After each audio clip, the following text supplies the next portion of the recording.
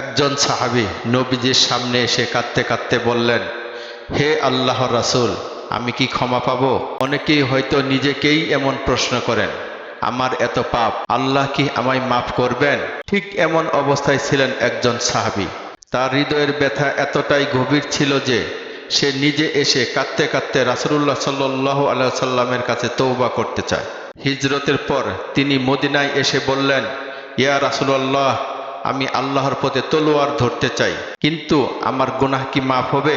রাসূলুল্লাহ সাল্লাল্লাহু আলাইহি ওয়াসাল্লাম তার চেহারার দিকে তাকালেন এবং মৃদু হেসে বললেন, আচ্ছা বলো তো, ইসলাম কি পুরাতন সব গুনাহ মুছে দেয় না?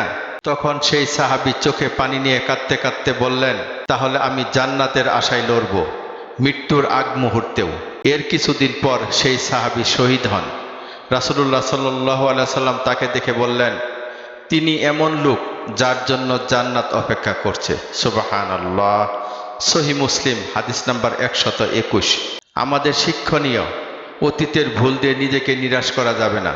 অন্তরের অনুতাপ আর সৎ নিয়তি জান্নাতের পথ তৈরি করে। কেউ যদি সত্যিই তওবা করে, আল্লাহ তার সব গুনাহ মাফ করে দেন। প্রিয় ভাই ও বোনেরা, যদি আপনার চোখেও কোনো অশ্রু লুকিয়ে থাকে গুনাহের জন্য, তাহলে আর দেরি করবেন না, তওবা করুন। আর এমন অনুতাপের গল্প পেতে আমাদের চ্যানেল সাবস্ক্রাইব করে পাশে থাকুন। আলোর পথে পথে।